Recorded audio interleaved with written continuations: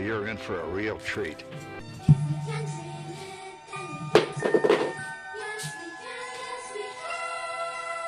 Hang on to them hats and glasses, 'cause this here's the wildest ride in the wilderness. Hey Disney fans, come join the fun. Corey and Lawrence, the magic's begun. From the parks to the stories we adore, let's dive into the magic. There's so much more. It's the DIZPod, where dreams come true. With Corey and Lawrence, we'll explore with you. We entertain and teach every step of the way.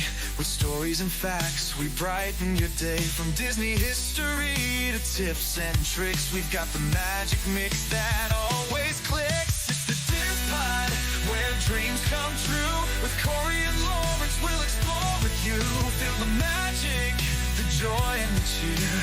Together we'll make memories year after year. The DIZPod, the DIZPod, let's all sing along. With Corey and Lawrence, the magic's never gone. Bringing joy to your day in every way. In the DIZPod, where the magic's here to stay. You are now listening to a member of the Disney Podcast family. Head over to Disney Podcast Family on Instagram to see all the latest posts for this show and links to other great Disney podcasts. Cats, the #1 family musical in America. Cats, the world's most thrilling theatrical event. Cats, the magic, the mystery, the memory will live forever. Cats, the 7-time Tony Award winner, the once-in-a-lifetime experience, the most exciting family musical. In a word, Cats at the Winter Garden Theater. Call Telecharge 212-239-6200.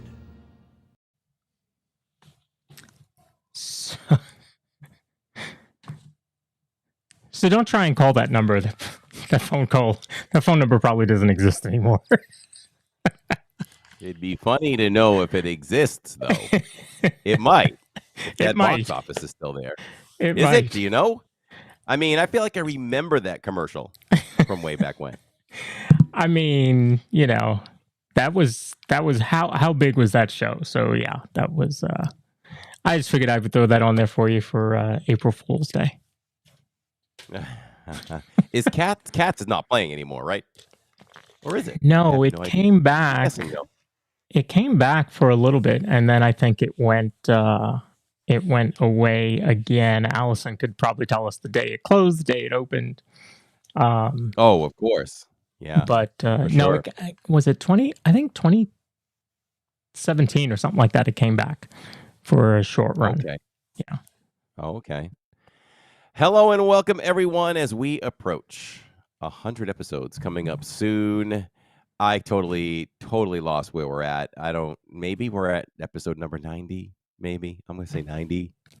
I think we're at 91. Oh. Okay, 91. And we are, it's the telecharge number, she said. It might exist. Yes.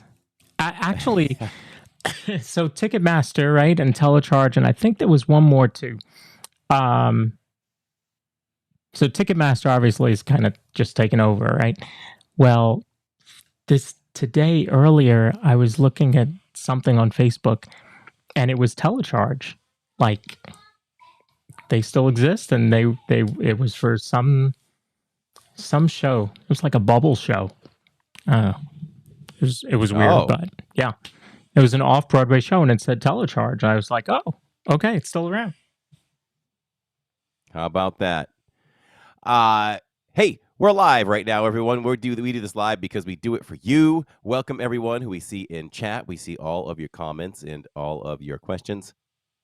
And as a matter of fact, I see more of what goes on right here than I actually do in the parks. We just don't acknowledge you all as much because you're watching the taping of a live show. So it's a different concept, just so you all know that. But we see everything there, and now and then we'll pull something out of the chat to point out. Jen W says, you got to start putting the episode number in your descriptions. It's true. I think a lot of people do that. Yeah. We'll have to talk to the man in charge on that. Some of them put them in the title. That I won't do.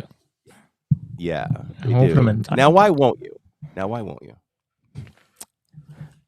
Because there's only so many characters.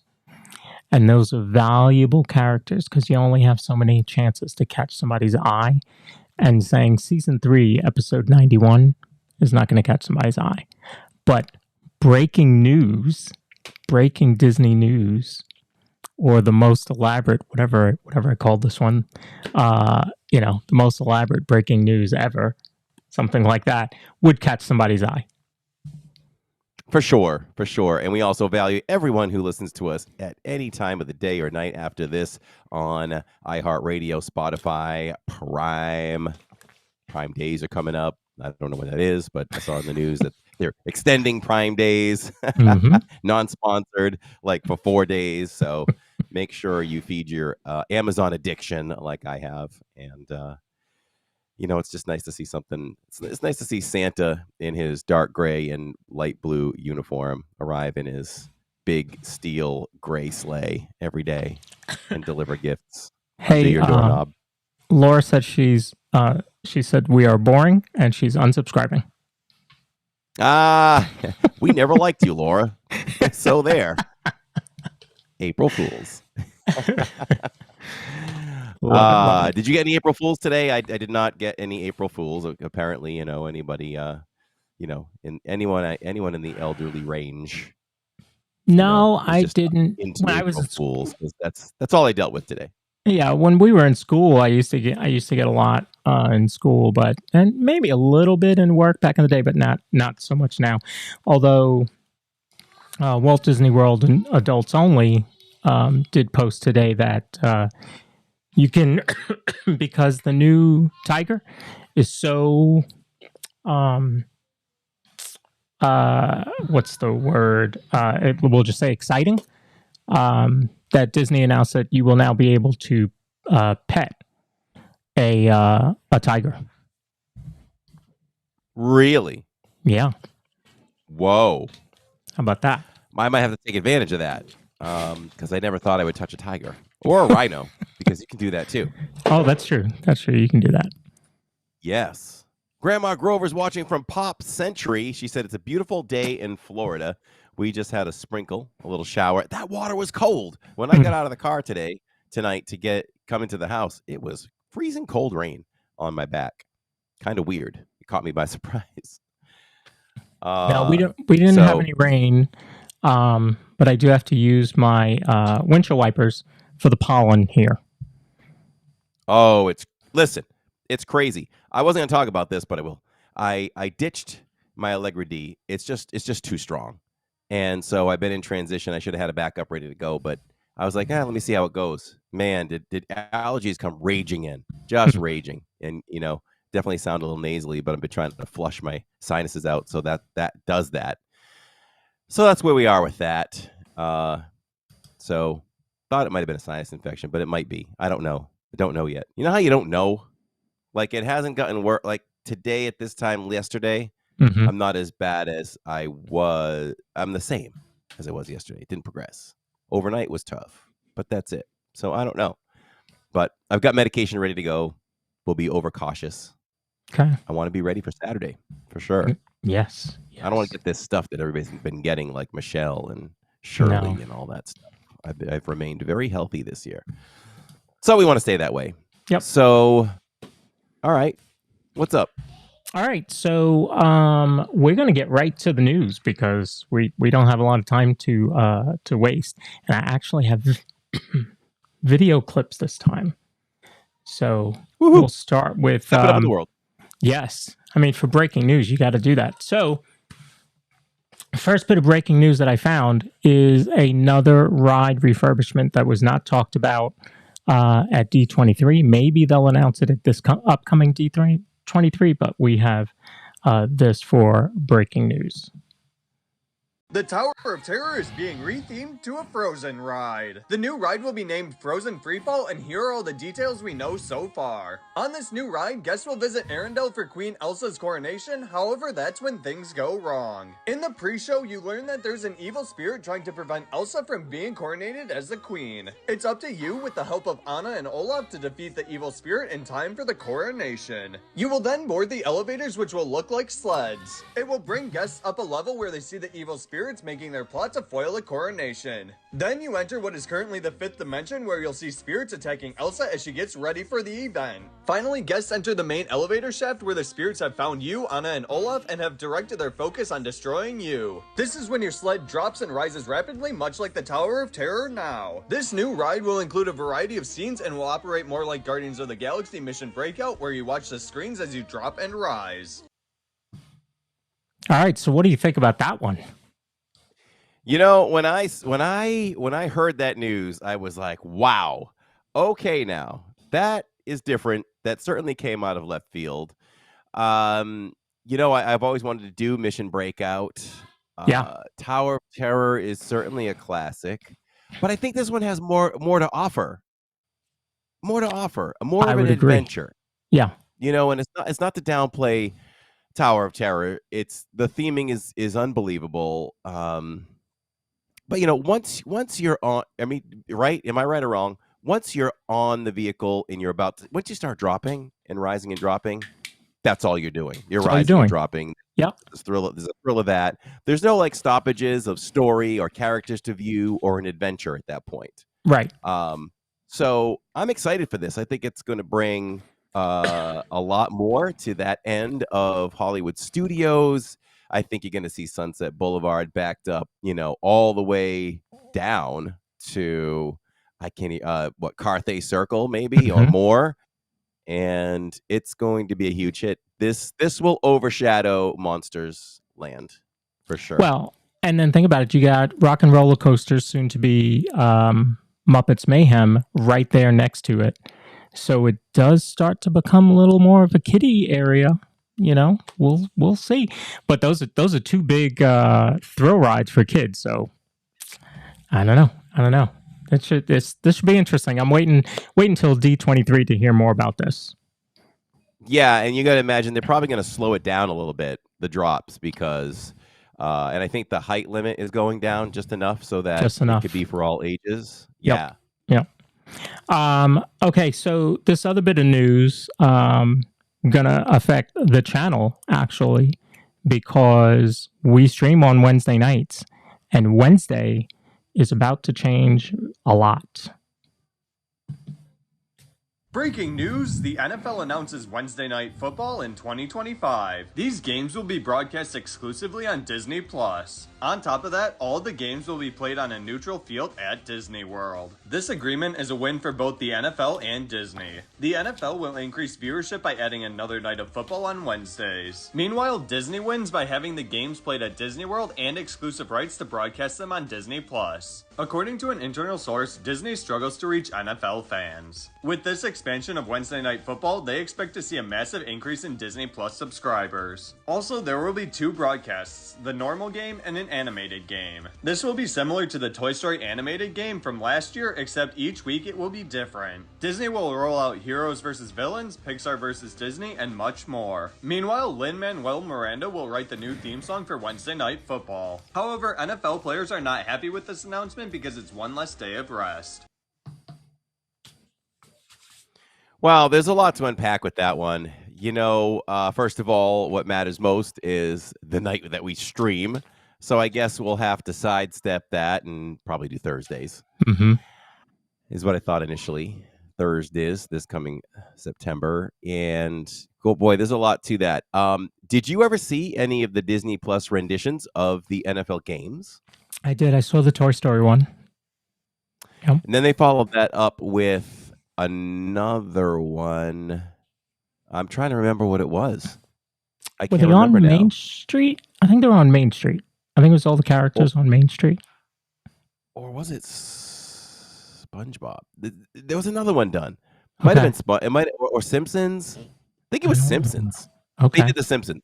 Yeah. So those are really cute. Those are really cute. So yeah, give us more of those. I kind of like to I like to watch that while watching the real life game too. So that's pretty cool. It's a lot of fun. It's pretty accurate. It's kind of crazy how that technology works. So there's that. Hey, Disney gets more NFL coming to Disney World. I think that increases the amount of people coming. Yep. And the stadium will certainly sell out. They're not NFL sized stadiums over there. So it'll be an intimate crowd. That's a plus for the audience. Lots of pluses there. Maybe you'll see some players walking around Magic Kingdom maybe the day before.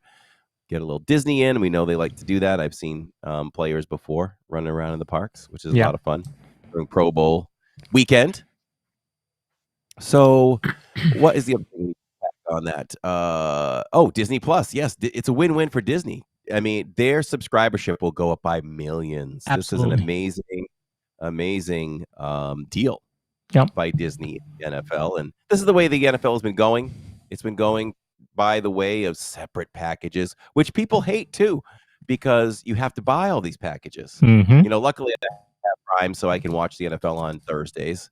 And other than that, I have the Sunday ticket, so I can see all the games on Sunday. And then Sunday night is, of course, NBC. But yeah, there was another one too. Like NBC took something. What's NBC's? Peacock. I think there was a game on Peacock once. Yeah. I didn't watch that.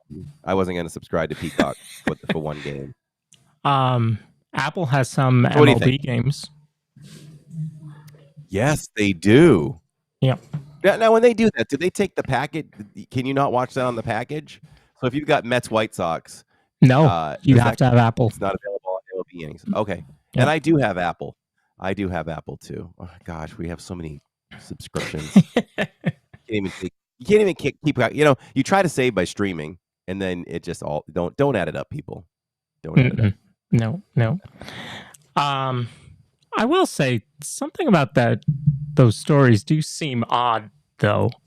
Like for Disney not to have announced them already, and for us to get them as breaking news. I tell you what. Let's bring in somebody that might help clear up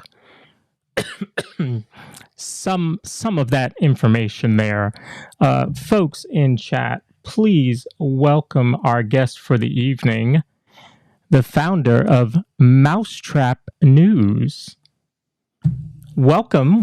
Thanks for being here. Let's see if I have him unmuted.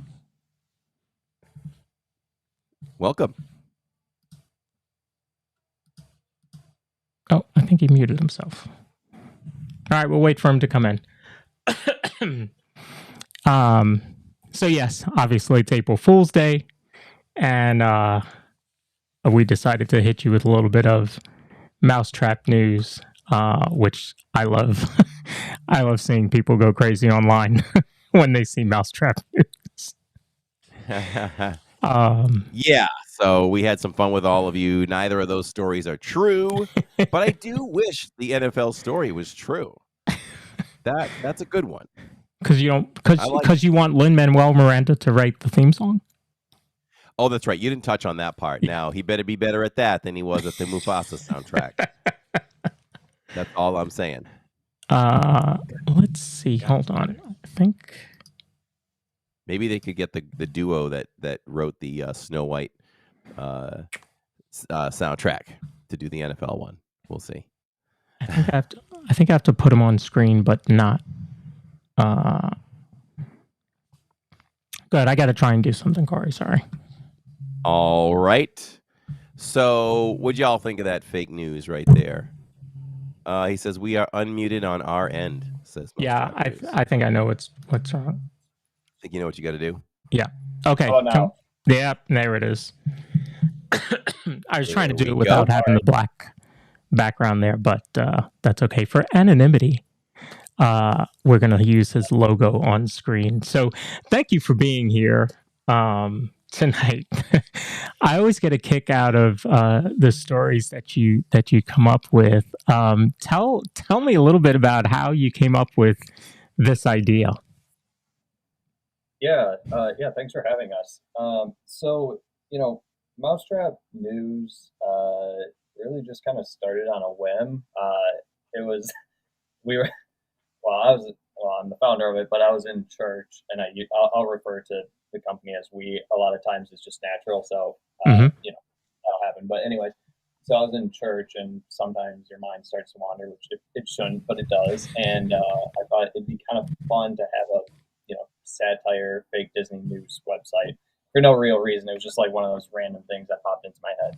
And I'm like, that's interesting. So either that day or like the next day, I went out and actually in that process, I was like, Mousetrap News would be a great name for it. Get people in the mousetrap, and it actually worked out well because a lot of people, will comment like, "Oh, you got caught in the mousetrap," like when they fall for it. Yeah. And honestly, I don't even think that was like intentional. Maybe it was at the time because this was years ago when I thought of it, but it worked out perfectly. So it's funny to see that. But yeah, it was like, it'd be kind of fun to have a fake Disney news site, and like I said, just started got the URL, created the website, and just started writing articles. And the first couple of articles I created an image for and just posted on Facebook and Instagram, and it didn't really do too much. But then I decided to make a video for TikTok. At the time, it was like 15-second videos, and they the first one. I think the first one I did was it was with Tower of Terror, I want to say. I don't remember exactly what the story was, but it was like the first time I had made a video, and it got like almost 1 million views, if not more than 1 million views on TikTok. I think it did pretty well on Instagram, and I'm like, oh, geez, there might be something to this. And then, it just kind of kept going from there. It was, just think of ideas, make a story about it, and post it and see what happens. And that's kind of how it's been going for the past, I think it'll be 3 years in July now, if I'm doing my math correctly. So it's been a time, but it's been fun. And sometimes I'm like, am I going to have an idea to write about? And there's always something, but some days are better than others. So how often do you try and put out a story? The goal is a story every day, but that's just not feasible. So just because there's only so much that you can write about, and just so much time in the day. So typically it's try to do every other day or a little bit better if possible. Usually aim to have like 5-ish stories a week is kind of the goal, but it's really just depends on what's going on, what kind of ideas we have, and try and put as much out as we can without burning ourselves out. One of the ones that I found that people, because I'm in a lot of Facebook Disney groups, and one that people always seem to bring up is Disney's going to be weighing people as they enter the park for balancing of the rides. Like, how do people fall for it? Yeah, that one. So the reason that one started was because I saw a video of a roller coaster at I believe the amusement park was Carowinds, I think is how you pronounce it, and it was like the roller coaster track broke. Like you could see a video, and the track was actually broken. Like the support beam, not the track itself. The support beam was broken, and I'm like, oh man, what wouldn't it be funny if it broke because people on the ride weighed too much? So how about Disney puts weight limits on rides so this doesn't happen with their roller coasters or their rides because there's so much wear and tear. And obviously absurd that Disney would be weighing people when they get in line or when they're about to get on the ride. Like that'd be insane. But in this business, things that are insane is what captures people's attention, because they're either like, whoa, look at this crazy thing, or whoa, there's no way that this is real, or whatever. Like you got to get people talking. And so the more insane you can make things while also somewhat grounded in reality typically is what works the best for us. So in that case, a lot of people are like, this is crazy, I'm never going there again, or there's no way this is real, and it just creates discussion. And then people are like, is this really real? Like what's going on at Disney? Why are they doing this? I'm never giving them my money, and just stuff like that. And it's just really funny to see, because it's like, could this happen? Technically, yes, it could, but is it likely? Not. Right. I don't think so. Like if I saw that, I'd be like, what the heck? There's no way this is real. But that's the world. One of your recent ones, I think it was recent, was Casey's is being replaced by Hooters. Yeah, that one. I honestly thought that one was going to do better. Like it didn't do bad, but I thought that had like viral potential. I guess every article I put out, I hope that it goes viral. But in that case, I'm like, I mean, this is just so unlike Disney, but also could be feasible. Like it could be possible, and just like the absurdness of it, I thought it get shared around a lot more. And it still did fine, but it was one of those ones I'm like, I really hope that this one goes viral because people are like, haha, Hooters coming to Disney, but alas, there's not a Hooters coming to Disney anytime soon. No, but maybe. Funny enough, they just filed for bankruptcy today. Did they really? They did. Because they're not at Disney. That's the problem. That's right. That's right. Corey would appreciate this one if this was real. The influencer only line. Yeah, I mean, that one. It's like, well, there's all these influencers walking around Disney. That needs to be real. Yeah, and that one specifically, a lot of people.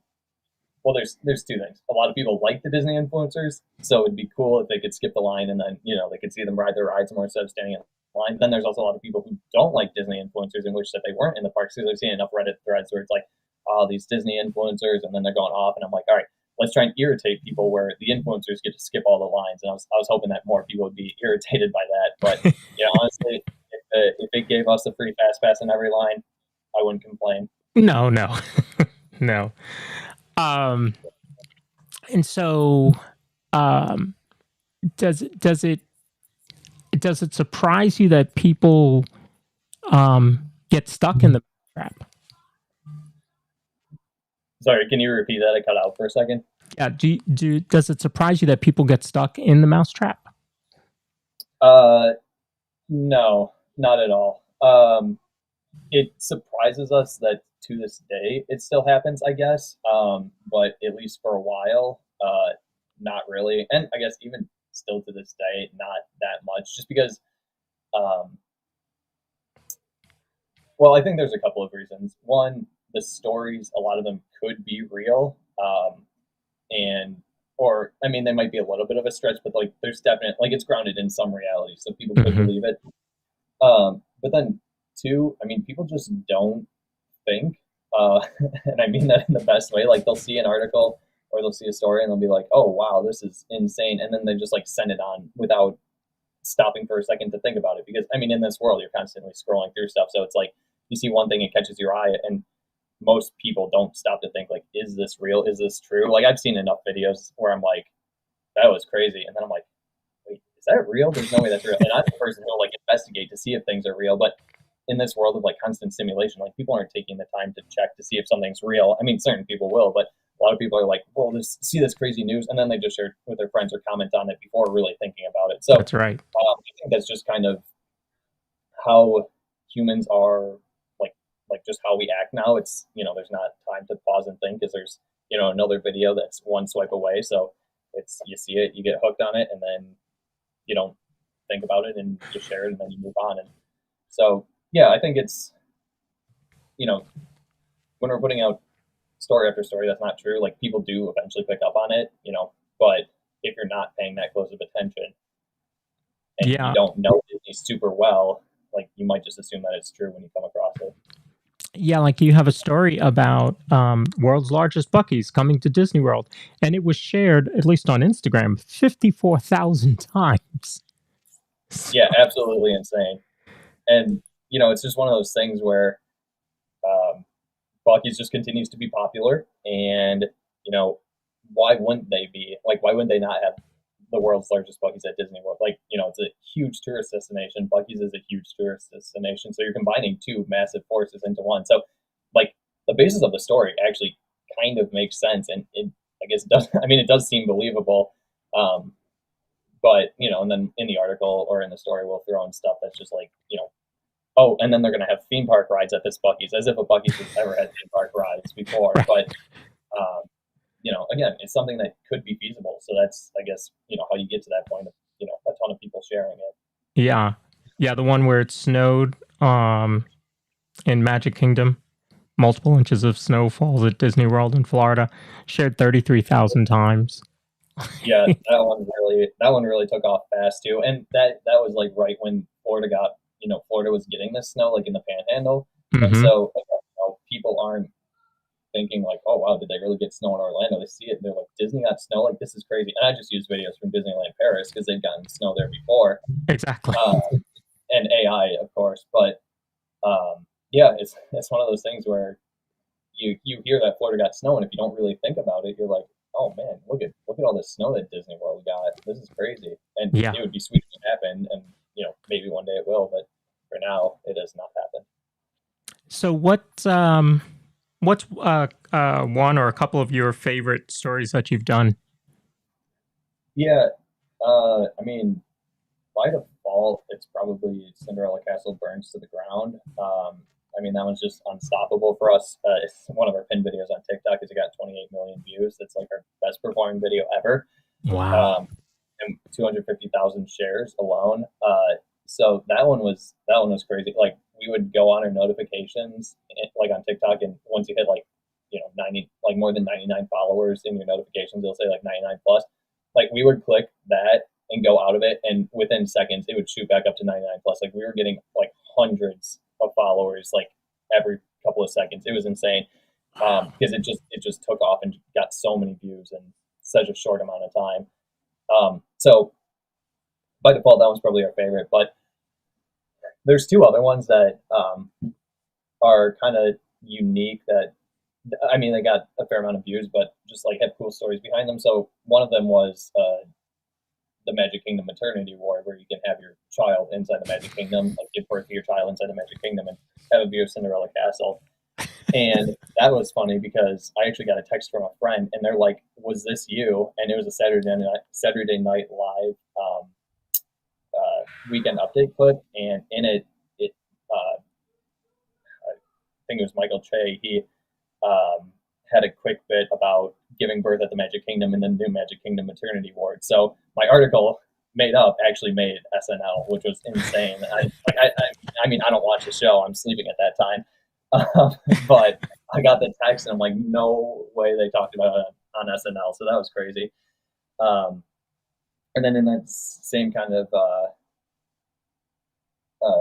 area, we did, it was Disney files for a patent for a roller coaster that jumps the track.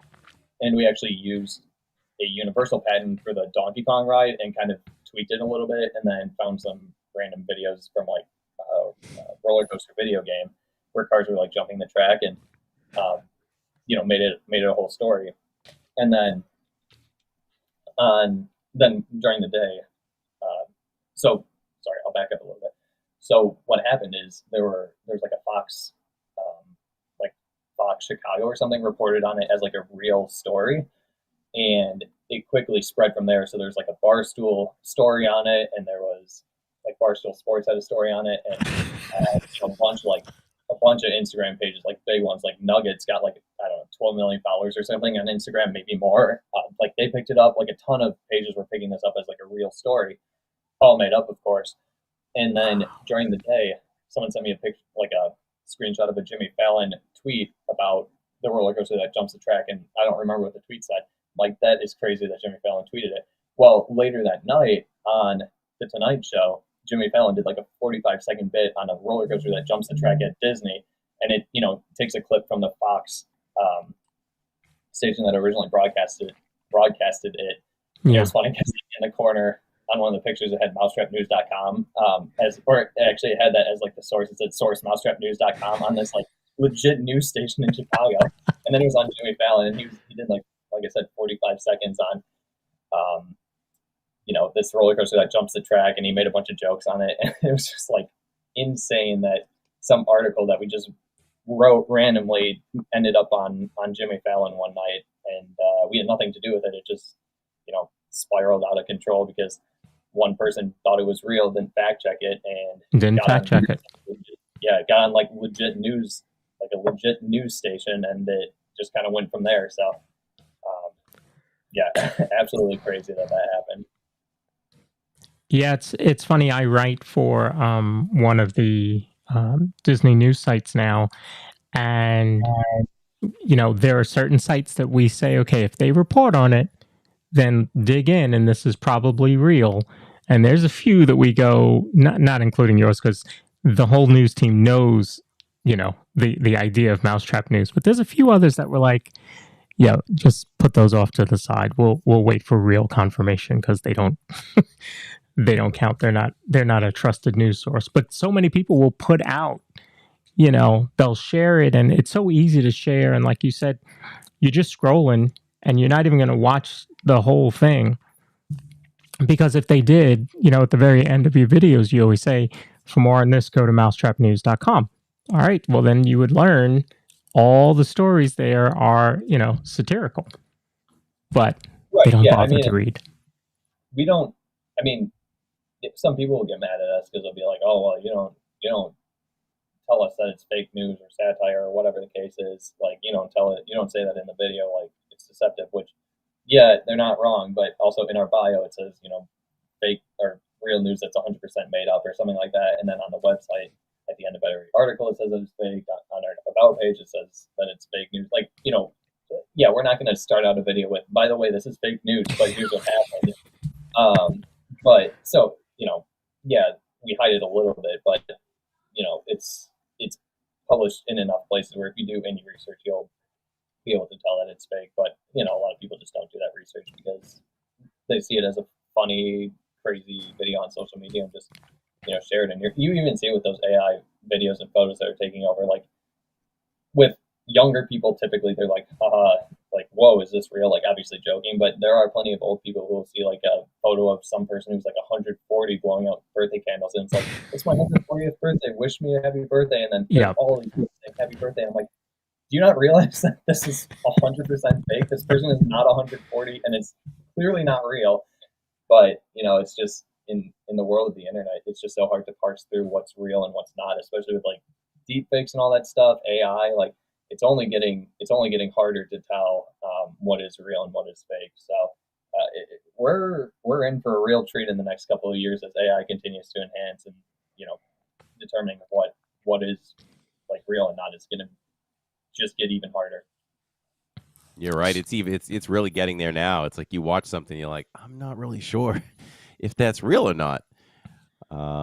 So yeah, it's going to be a real challenge, a real problem for celebrities too, and things like that, to try to prove and disprove, stories made of them. Has Disney ever reached out to you because of any particular story? Like, hey, we're not so happy with this, or did they just kind of understand what you're all about? Yeah, so they have not reached out to us.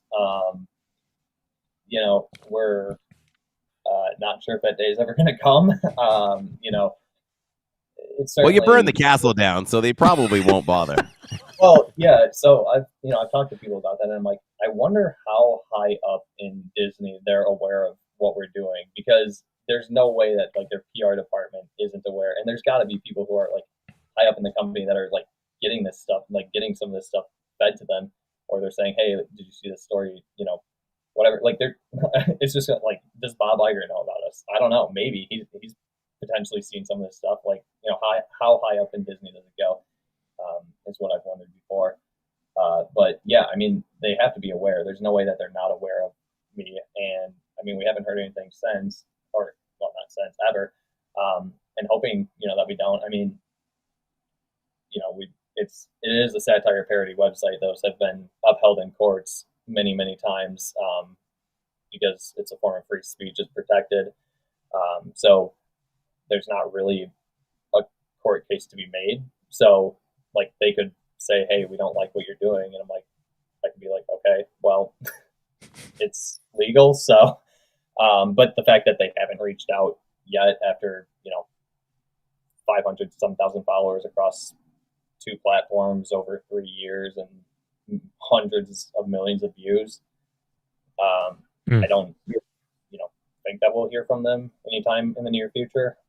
But you never know. And if they do, then I'm going to be freaking out. So we'll see what happens. But yeah, so far nothing from really anyone in the Walt Disney Company. Yeah, and your whole thing is what it is, and it is covered by, hey, we're just doing satire here. So I'm sure that they they're aware of it, and they kind of leave you alone for that kind of thing. But some of these more less reputable, air quotes, news outlets who just regurgitate news, have been told to take stories down and have ticked Disney off. I have somebody that is at a certain level in Disney, and we've chatted before in her home, and we've talked about social media and things like that. So they know about all of us. They watch all of us. I'm sure Disney is subscribed to all these accounts, which is just even why even in the parks when you live stream like we do. If I have a concern or something I want to push for, I always say it. I have a talk with them. I pull Disney aside. I go, listen, Disney, here we go. We got to talk about this. And then we just say things. And sometimes they happen. Sometimes they don't. I'm not saying we have even a 0.0001 influence on it, but we say things. And then when they happen, I go back to my friend in Disney. I go, was that me? She goes, no, it wasn't you. But maybe she's lying. Maybe she's lying.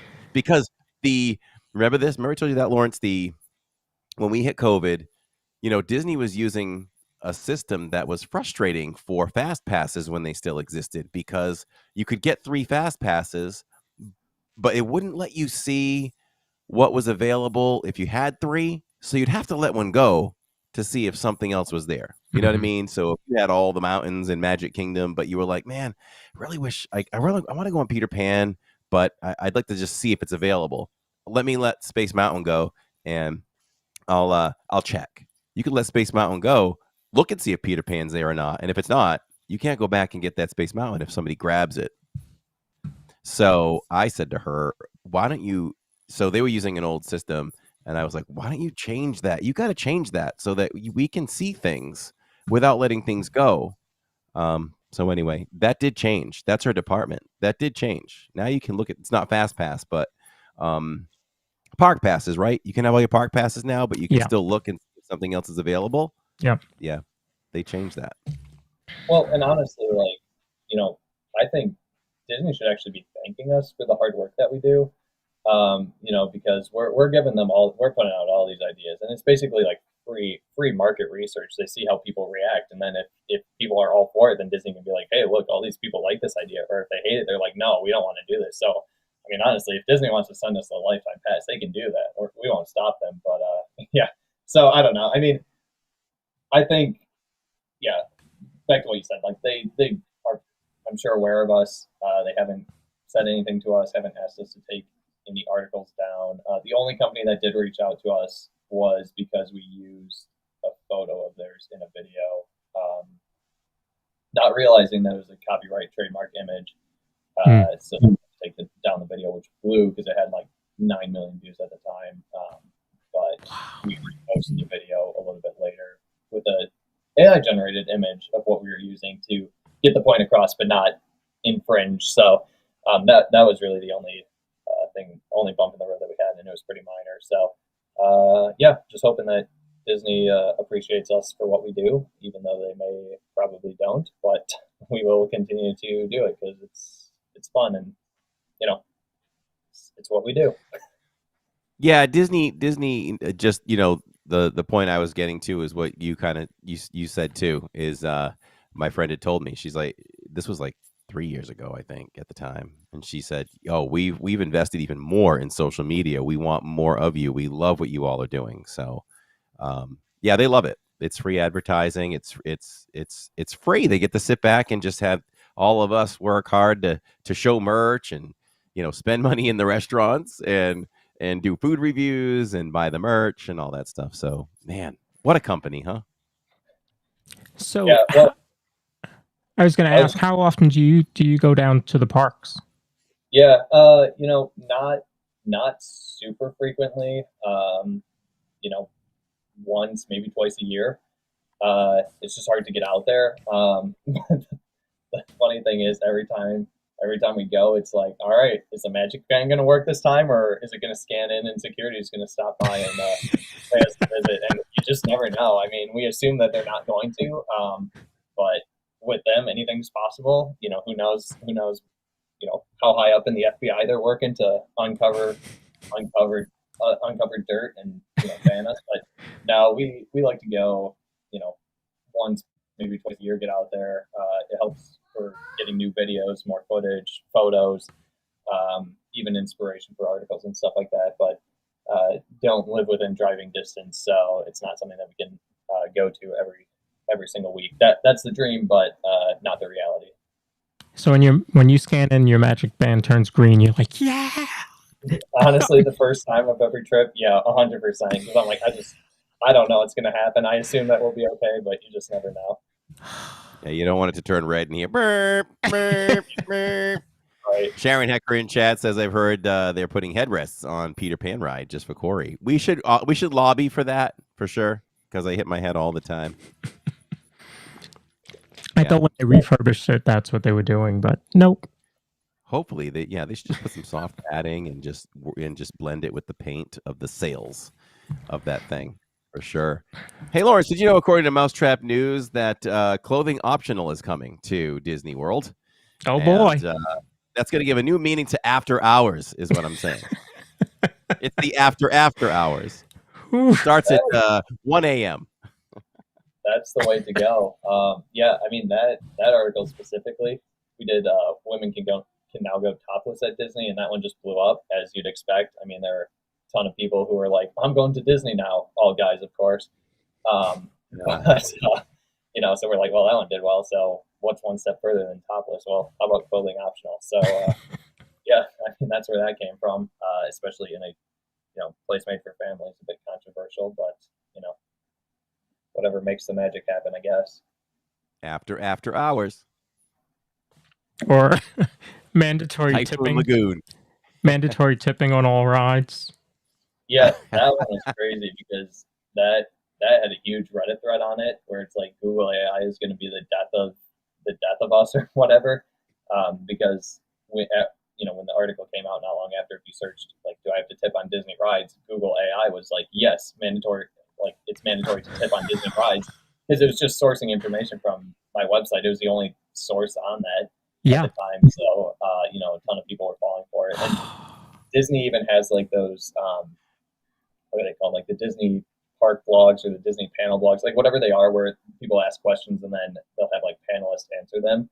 Mm-hmm. I don't believe that they're actually Disney employees, but they do answer on behalf of Disney, however that works. But we'll see plenty of our articles end up in those blogs where it's like, do you have to tip on Disneyland rides? That was one of them that came up not that long ago. And then they'll be like, no, that's just an article that was made up online. It's like, what's in the response? And then they go on. And actually, I believe the weight limit one also had a few answers on that too, on the same website. It's like, oh, is Disney really going to weigh us before riding the rides?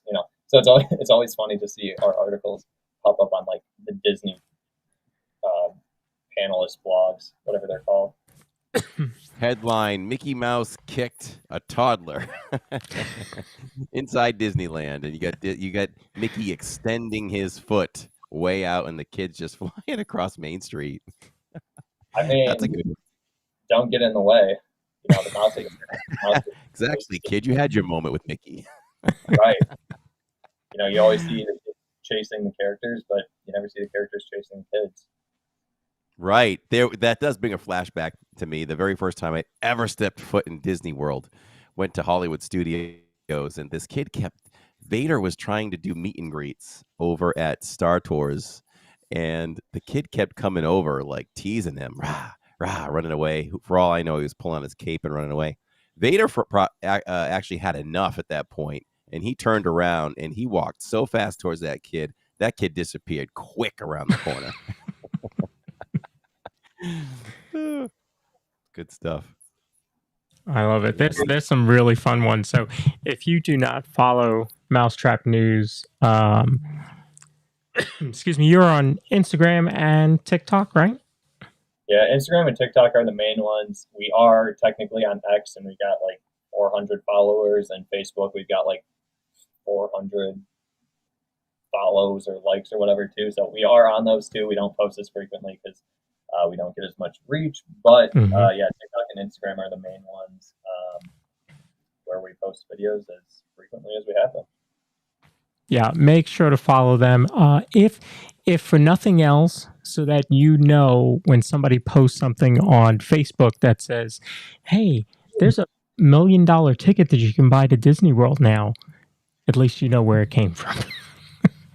Right. Or if you Yeah. want to, share it with your friends and tell them all the good news before they hear from someone else. Confuse your friends first. That's right. There was one. Epcot was going to be an adult-only park, and that one I was like, I could go for that. Finley, my daughter, would be very upset because that's her favorite park, but it might be something to have it as an adult-only park. What's really funny about that is no more than 2-3 days later they announced that new adult-only lounge in Spaceship Earth, and I'm like, what are the odds we do adult-only Epcot, and then 3 days later they've got this adult-only lounge? Obviously, I'm not going to pretend like we predicted the future on that one, but it was very ironic that article came out just a couple of days later from Disney. But adult-only Epcot or adult-only days at Disney, I mean, people like that stuff. So even if it's like a limited, I mean, they'd probably get a lot of heat for it, but even if they did it after hours adult only or something like that. But did they do that? Does Disney have adult only events ever? I don't know about that. Corey, do you know about that? Is there an? There's no way. I don't think there is. Adults only. Like an after hours event. I thought there used to be one back in the day. I mean, there's Pleasure Island. Yeah. Well, yeah. But nothing like in the parks. Okay. They'd probably just absolutely rake in cash. People are like, yeah, I don't want the kids with strollers. Like, make it adult only for a night. Yeah, it's something to think about, right? Epcot or Hollywood, I think, would do really well with those. I mean, kind of like what you have with Jollywood. It's kind of geared towards, Don't we adults. feel like less kids were at Jollywood? Don't we feel like that was the case? Yeah. So it would be nice. Jen W is asking, was the news today about both water parks being open real? As far as we know, it is, because it was posted by Disney themselves, and they did not say, April Fools. Their social media is not like that anyway. It should be, I think, but whatever. So yeah, as far as we know, for the summer, the both water parks are open, and that does make sense because the last couple weeks, the park has been filling up with where you can only get in if you're a resort guest. So that just doesn't work if you're an annual pass holder and you bought the pass add-on for the parks and you can't go. So I think that was why they changed that. Yeah, definitely. Yeah, Mousetrap News definitely. You capitalize on the people that are that don't do the research. Like if there's a shocking thing that I read, I always go to other sources. Like today, I flipped on Instagram at one point, like I do throughout the day, and it said "Rest in peace, Dennis Rodman." And at first, I was like, "Oh, no way!" And they had the date, birth date, death date, a description of what happened, and I was like, before I really react, because I was about to send that to my brother, I was like, let me go to ESPN, let me hit a couple things, let me see, and I found it nowhere. So then I found that it was just an April Fool's story. So it's good to get that quick reaction, and how much for the percentage of the people that view it believe it and share it. It's a good amount because you guys are successful. So congratulations on that. Yeah, thank you. It's really it's about creating things that people are going to react to, and those are the ones that do the best, whether they're controversial or funny or elicit some sort of emotion. Like that's really what you got to do to get people's interest and get them laughing or sharing or being like, no way, and capturing their attention. And you got 3 seconds to do it on social media, so you got to hit them hard out of the gate and get them with something that they're going to bite on, believe, or even if they don't believe it, be funny that they want to share it with their friends and be like, huh, can't believe they're putting a Hooters at Disney. That's sweet. We should go. Stuff like that. And if you take nothing else out of this conversation tonight, please remember that Mousetrap News started because God told him to. That's what I heard. He said it happened in church. That's what I got from. He spoke to him. Honestly, did almost feel like, a message. Obviously you shouldn't be paying attention in church, but that was just, he was speaking to me at that time, like, Disney satire website, and it's turned into an incredible journey from, first post getting nothing to now getting millions of views a month and hundreds of thousands of followers, something that we would have never imagined. It was just like I said, it just started on a whim, like, this would be kind of funny. And to be going on almost 3 years of doing this every day, and, the amount of people that we've just, has seen one of our articles is just like crazy to think about, whether it's on social media or on Jimmy Fallon or SNL, or just like you can't even fathom the reach that we've had with all of our videos over the past few years. And it's just crazy to think about. It's really cool. And really, an honor that we get to do this every day and make up these stories.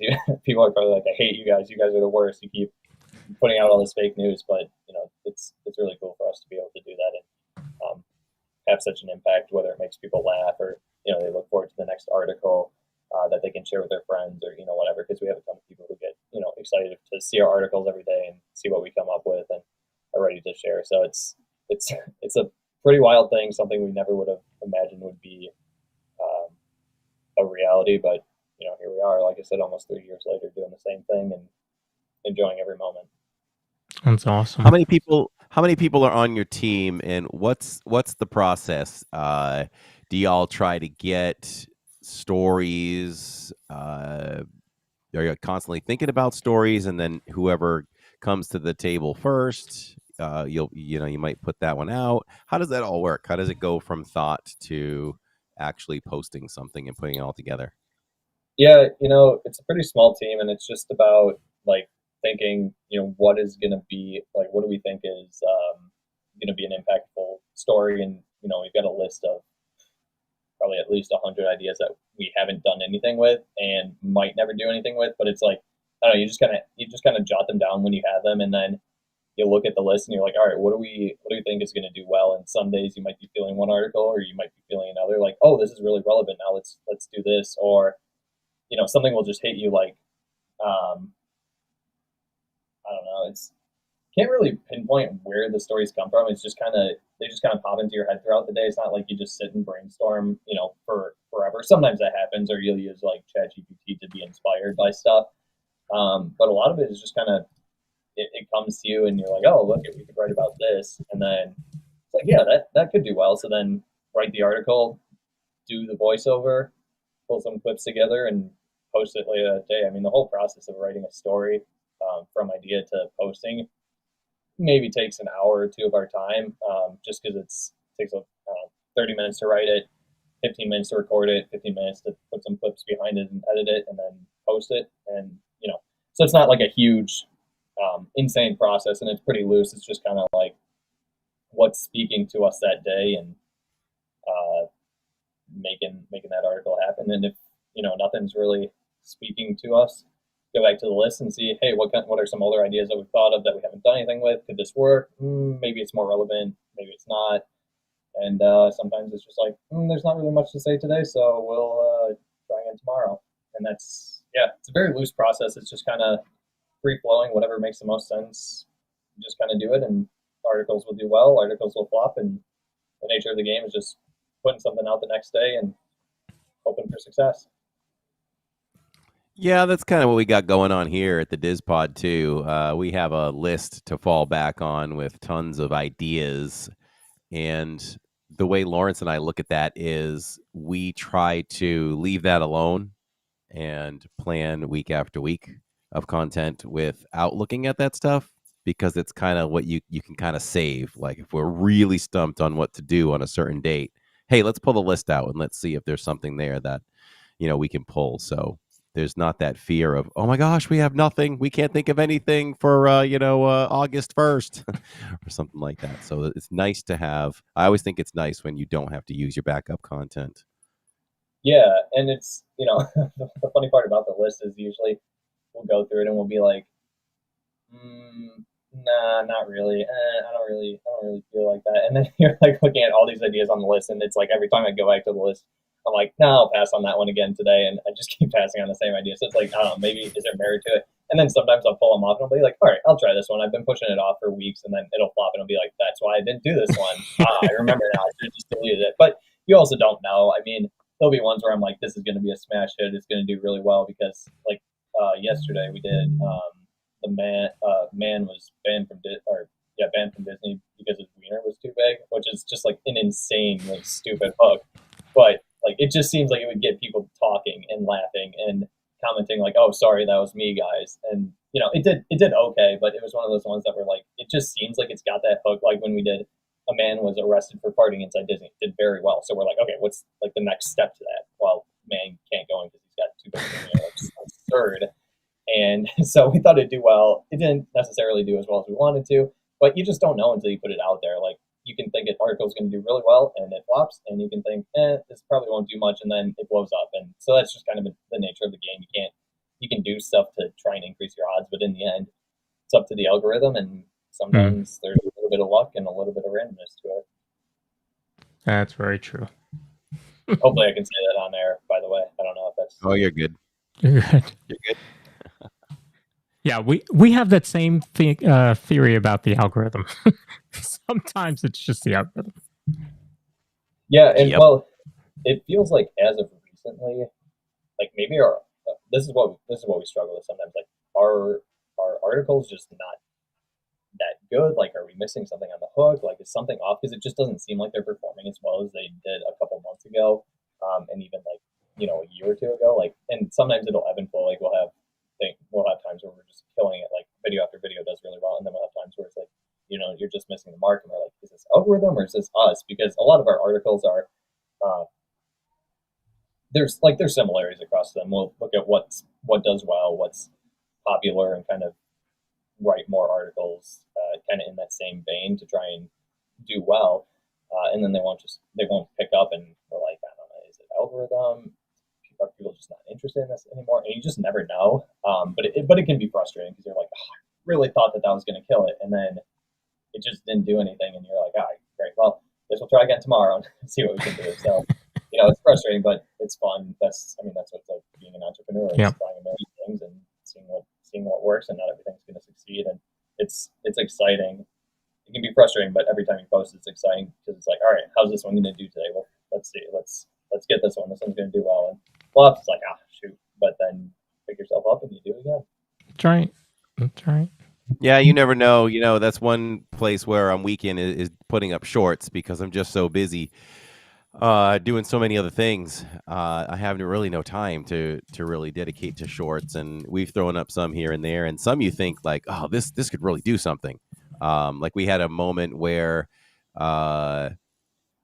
let's see, I'll choose. We were on Seven Dwarfs Mine Train, and it stopped at a point in the mine where we got to hear Sneezy go through this whole routine of almost sneezing, which was really, really funny. And I'm like, oh, this could really blow up. And, you post that. But the one that's, I think, what done the best by far, Lawrence, is I'm just standing. We start a live stream on Main Street. We're in the Emporium. We're showing merchandise, and it's downpouring on Main Street. So I go over to show the live stream what Main Street looks like from the window, and I'm like, you know what? Give me my phone. Give me my other phone. I'm just going to do a short on this. The cast member was out there with a bunch of balloons, and the balloons were just flailing all over the place in the rain, and he was having a hard time controlling them, and I posted that, and it did thousands and thousands and thousands of views. I was like, man, you never know. You just never know. And it's all those factors. I mean, think about that viral video on X that was going around with the morning routine that everyone's mocking now. Like, I didn't even watch the original, but it was like this guy who gets up at like 3:30 in the morning and throws like water in his face, and then he goes through his whole morning routine over the next 6 hours. Like, I only heard about it. I didn't watch it. But then I've seen a ton of people making like parodies of this video of like their morning routine. And it was just like, from what I heard, the original video was just like the dumbest thing. And it got like hundreds of millions of views on X. And it's just like, how does something like this go viral? And then, you try every single method to go viral based on past success, and then you get like nothing. And you're like, I don't know. It's just, it goes back to, it's just sometimes a lot of luck is involved. So. That's right. That's what I say every Wednesday, Saturday, and Tuesday, right, Corey? Let's hope for some luck.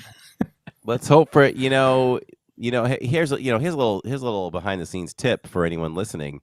And I think I lay this understanding out well. And I think that I was aware of it, but since Lawrence has teamed up with the family and I've gotten more technical and more interested in understanding the technical side of things on the YouTube side anyway. And when you talk about impressions, it's like impressions is really, it's everything for a live streamer and for videos, because it's like this. They can choose to take me tomorrow night at Magic Kingdom or streamer B, and they're going to put me on a high school stage and the other streamer in front of the Coliseum.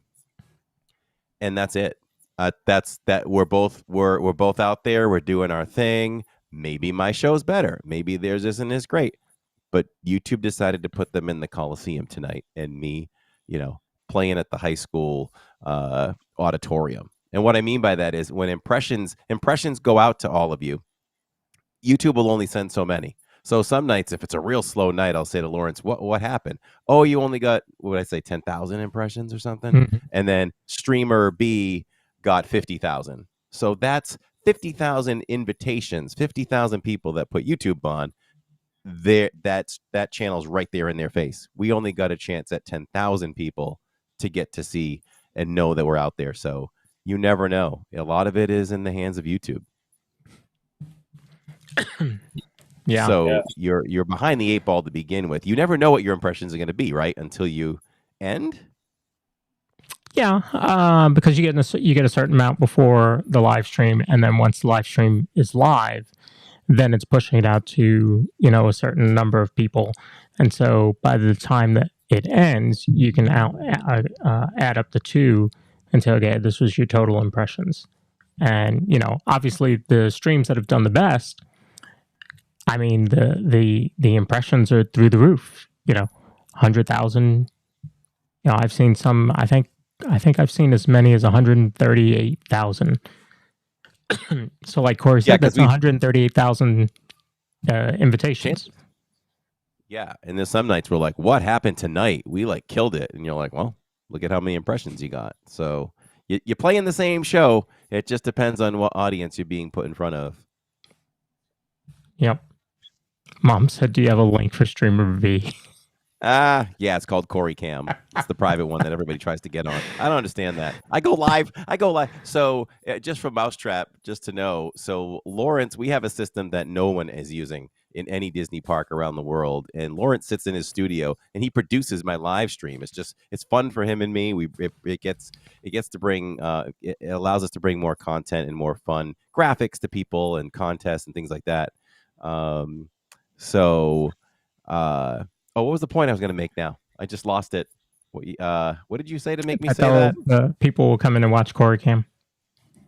Yes. So I have to do a separate stream, a private feed that goes to Lawrence, and then he puts out the public one with a public title. Mine just says Corey Cam. All of a sudden, people just start coming in. I don't even know where they come from.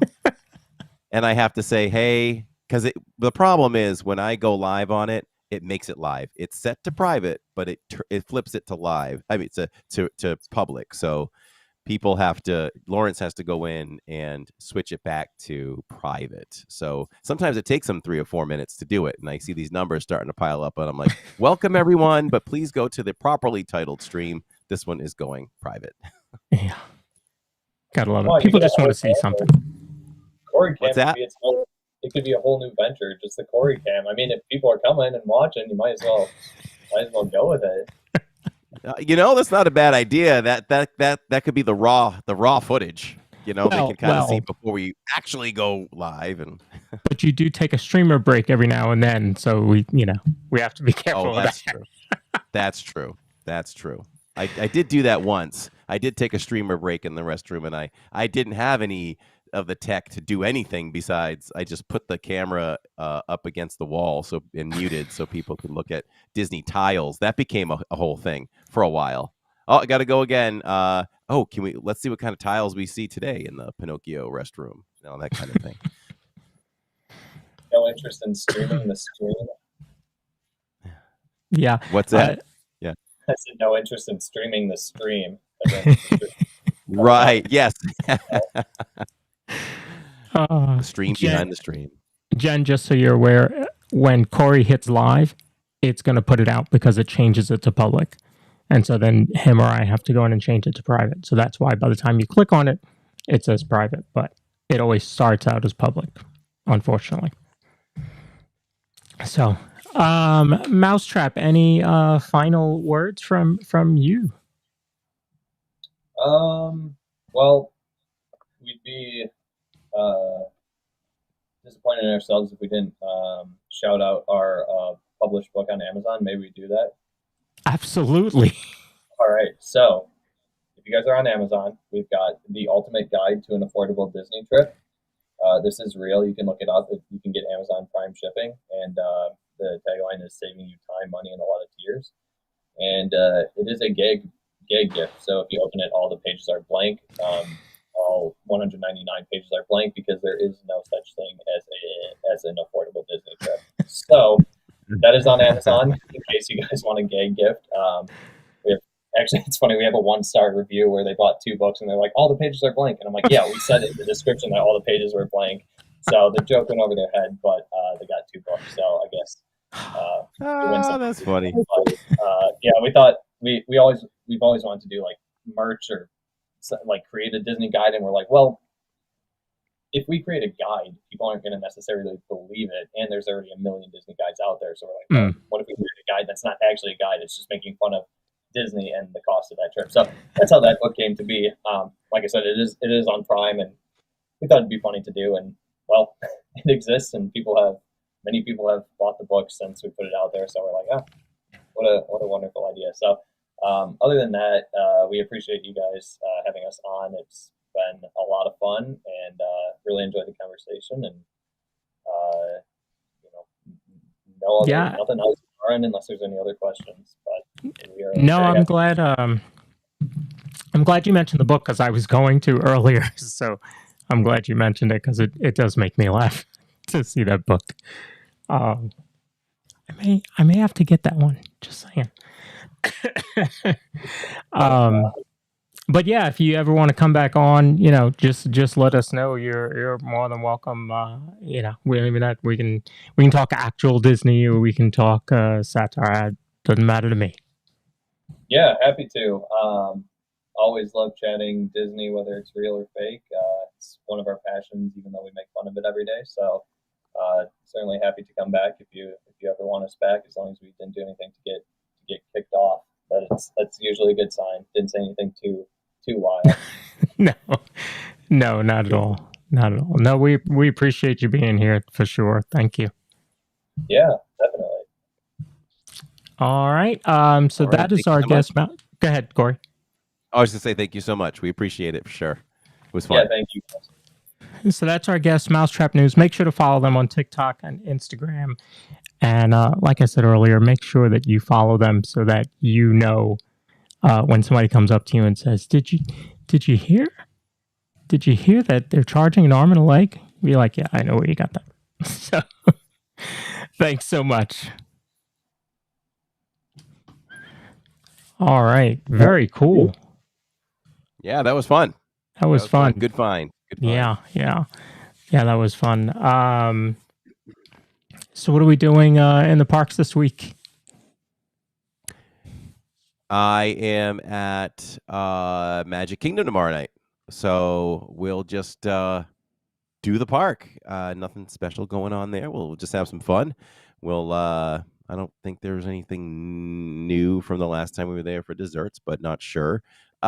May head for the salmon again at Harbor House. That was really good. Right. Not sure if Shirley's joining me yet, but I think she might be. So we may see Shirley tomorrow night, and we'll run around and have fun with everyone. We'll do Happily Ever After. We'll decide if it'll be on Main Street or from behind. I'm feeling like maybe from behind, so we might gain the edge in 1 or 2 extra rides, which would be fun. And Saturdays, we have some special guests. Shirley will be with us, which she's not a special guest anymore. She's just kind of she's the director of the streams live, and you're the producer in the studio. Shirley is on it, man. I don't have she made me lazy. I don't have to research the park, don't have to worry about what's happening, where to go, what new merch dropped, because I just go, what do we got? And she runs it all down. It's amazing. So, but we were using her for DVC, but we found out she doesn't have DVC, so we're still just going to be her friend anyway. It's whatever. It's whatever. You'll deal with whatever. Yeah, we're just going to roll with it. Roll with it. No, but that's an inside joke. Those who are in on that will laugh at that. So anyway, besides that, Saturdays, Ann Gilnett will be with us. Grandma Grover will be with us. Shirley will be with us. It'll be Tammy and me. We will be kidless. Now, the caveat to that is we're going to 50s prime time again for Tammy's birthday dinner. And I feel a little guilty about it because it is Jacob's favorite. And we're doing it because, Jacob's not there. We'll go do that. We'll go do that. It's cheaper. But I told him, I said, hey, bud, we'll get you a 50s prime time coming up. And he's like, I'm going for my birthday, Dad. It's fine in June. So that'll be Jacob's. So we're doing that. We'll have fun at Hollywood Studios. We'll end with a fantastic Phantasmic and shopping, I'm sure. So that's going to be a lot of fun, too. Tons of fun. Can't wait for Saturday as well. That's what we got going on there. Leah is not working Saturday, but she's going to message me on who you should ask for. So I'll let you know on that one. That's good. That's good because, we're doing this for us, but we're doing it for all of you. And if we get a dud, we had a dud last time. We need somebody who's real fun and real interactive. We want the best of the best if we can get it because we love to play it up for all of you and really show you what 50s Primetime is all about. Yeah, so she'll let me know. I'll let you know who to ask for. I'm looking at the schedule for tomorrow night. Happily Ever After is at 9. The park closes at 10, but it is extended hours till midnight. Okay, so Magic is kicking us out at 10? Of the rides, yes. That's good, though. It is good for that one. I don't like that for Saturday, but for me, where I have to get up and work the next day, it is good that they have to force me out because if they were open till 11, I would stay. Yeah. So it's good to do a quicker stream in that sense. So, but we'll start 6:30, 6:45 p.m. Eastern time. I always communicate with Lawrence where I'm at on the road, and we try to time it pretty well so that we can go live as soon as I get there. Just about. Make Tammy have the carrots with Cool Whip. I'll ask for that. I'm not lying. People think I'm lying. That was good. Whipped cream and carrots is where it's at. That's a thing. It's a thing for me anyway. I forgot. Sharon Hecker said something in chat earlier that was funny, and I wanted to mention it, but I will just, I'll shout her out. It was funny, Sharon, but I can't remember what she said. Also, I've got, I mentioned to Lawrence one thing that we should probably touch on at the beginning of every month is a couple of features over at Disney Springs. I don't know how we've missed this to this point anyway, because we make sure that we do these, whether it's on stream or off stream. So I had a thought tonight during the DIZPod where I can't guarantee a vlog for this every time because the time we go to Disney Springs for like Gideon's Cookie of the Month, they could be sold out, but I figured at least we could talk about it here. And if we happen to get our hands on the Cookie of the Month, and you can always try the flavors of the month over at Salt and Straw, maybe that's what we do, a quick little Instagram or short on the channel where these are the cookies in the flavors of the month, because we always try to get those. And I have to say, I just feel like Gideon's has its staples of cookies, but they really knock it out of the park lately with these cookies of the month. I feel like they're the best cookies. So this one sounds really interesting. And I have, what do I have? Like 4 of them being delivered to me tomorrow via Shirley. So I'm looking forward to them. And it is, I got to get it right. Let me see. Took a photo of it. It is the carrot cake cookie. Say hello to our carrot cake cookie. This delightful baby is a delicious blend of flavorful and comforting spices, rich molasses, and finely incorporated carrots with a hint of tart. Completely covered with our crunchy house-made candied pecans and a drizzle of our handsome carrot cream cheese glaze. So much flavor in an ultra soft and buttery cookie, complemented by a crunchy exterior. It looks amazed is. I'm going to show it to you from my phone anyway. Look at that. So, it looks really inviting. So I think I ordered about 4 of those. And we'll put them in the freezer and we'll just nip away. So we got that. And Salt and Straw, did you check out the website? Because to me, it looks like they didn't change their flavors yet. And it is the first. Mm-hmm. So Maybe they'll all I can update. talk about, yeah, maybe they're late on updating, which is weird. But they did cereals last month, cereal flavors, and they were good. Of course, we tried them all. They had one that represented Frosted Lucky Charms, had marshmallows and cereal steeped ice cream. They had Snap and Crackle marshmallow treat, which is like a Rice Krispie marshmallow. Florentines crushed and scattered throughout the salted vanilla ice cream. They had peanut butter brownie cereal puffs. I had a scoop of that. That was good. Double baked peanut butter glazed brownies tossed into peanut butter marbled milk chocolate ice cream. They had cornflake cookies with Marionberry jam. That kind of speaks for itself. And they had Captain's Buried Treasure. So this one was like Captain Crunch with the crunch berries, but you didn't scratch the roof of your mouth. I combined that one with the chocolate one. It was really good. So we'll see if that updates for the next DIZPod, but we'll check those out. And if we get our mouths on one or both of those monthly, we'll try to make a short for it so you all can see it. Because if we're not live for it, because we're not always live at Disney Springs when we head over there lately. So good, nice little new feature to touch on.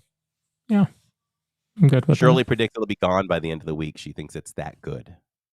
Shirley, have you tried it yet? She did pick up some today. I want to know if Shirley's tried it in chat yet.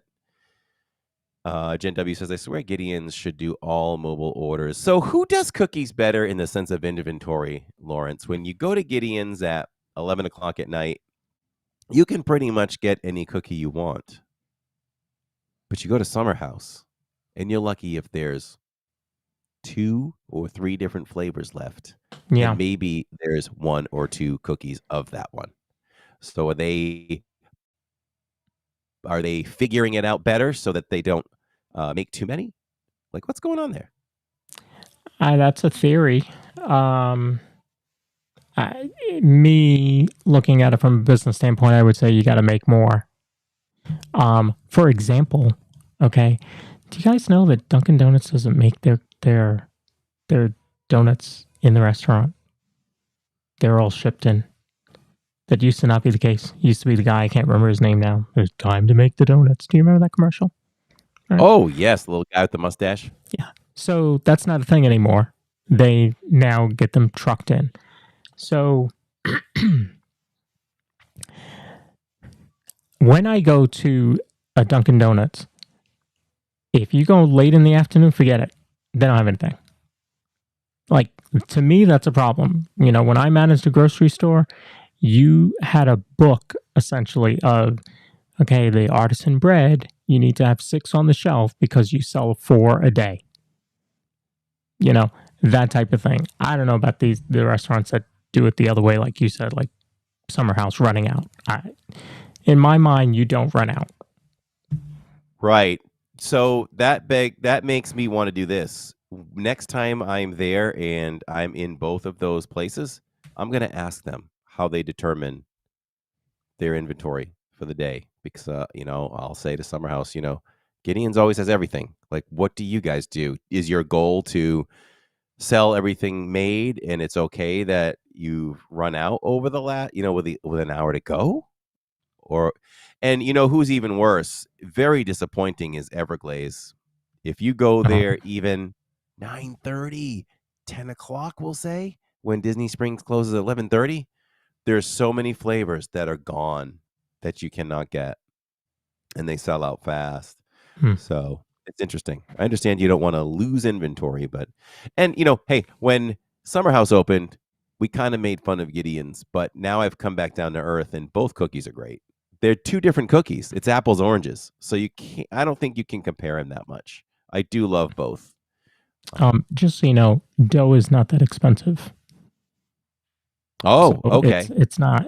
That's just an excuse that they're using. I think that you need to prepare. I know you don't want to have any left over. I get it, but I think you need to prepare better. You know what your traffic is like. You do. You should really know by now, right? How many of everything that you need, even for down to the certain days, right? Okay, on Wednesdays, we need X amount of, this cookie. Saturdays, though, we need to double up on that one. Yep. So they could do better. They could definitely do better. So agreed. I always thought that was interesting.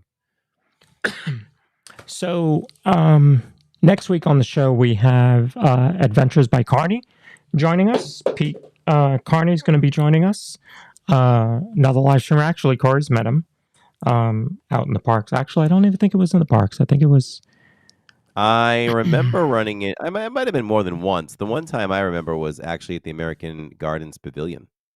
Okay, so then I'm thinking of a different time, because I think you were outside of the park, if I remember correctly. And then the following week, we're going to talk about the Disney College program with Zach Heiness when he co-hosts the NC Disneyana. And so I met him there. And so we're going to talk a little bit about the Disney College program and his love for Disney. And then the following week is going to be all about Animal Kingdom, because it's Animal Kingdom's birthday. Oh, fun. Yeah. So that's what we got lined up. It's going to be a fun week as we get closer to 100. That's a big show. 9 more to go. 9 more to go, everybody. You don't want to miss that. All right. Let's talk about our sponsor quick. And you can see our sponsor just about every Sunday as we simulcast his live stream from different neighborhoods around Disney. It's Victor Naraki. Check him out on his channel. Make sure you subscribe there, and you can watch there, or you can watch on our channel.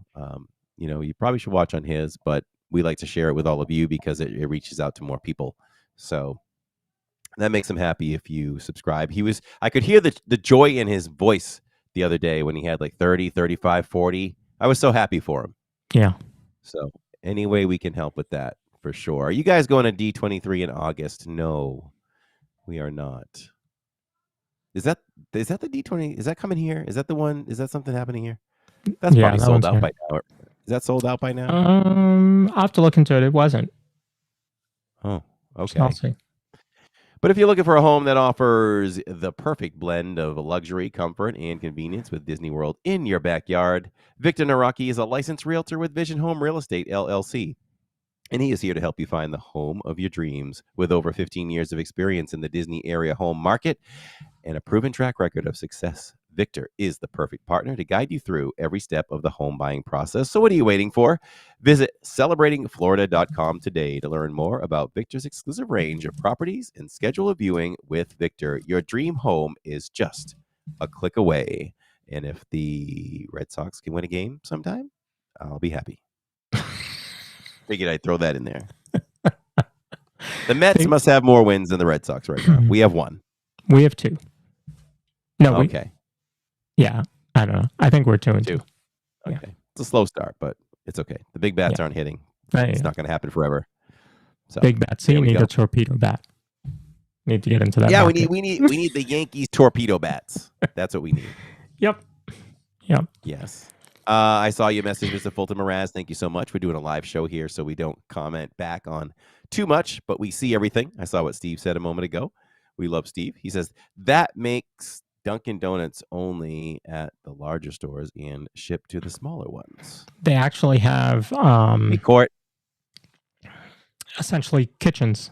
Or I don't want to call them warehouses, but they have kitchens. There's one that's going to be opening from not too far from me, about 25 minutes from me. So when I saw that, I had to look into it and find out what that was. So there you go. All right. There you go. All right. So we will see you all tomorrow night from the Magic Kingdom. I'll be doing the pre-show. Corey will be out there live in the parks, and then we'll do the post-show. I haven't decided what the post-show is yet, but we'll have a good one. Sounds great. Until then, thank you everyone who listen at any time on your convenience on iHeartRadio, Prime, Amazon Prime, as well as Spotify. And all of you that join us. We do this live because we do it for you, and we love you all. We really do. And can't wait to hang out with you all in the parks tomorrow night from Magic Kingdom. Throw those hearts up, everybody. For now, we are just a couple of bros talking Disney. Good night, everybody. Good night. DIZPod, where the magic's here to stay.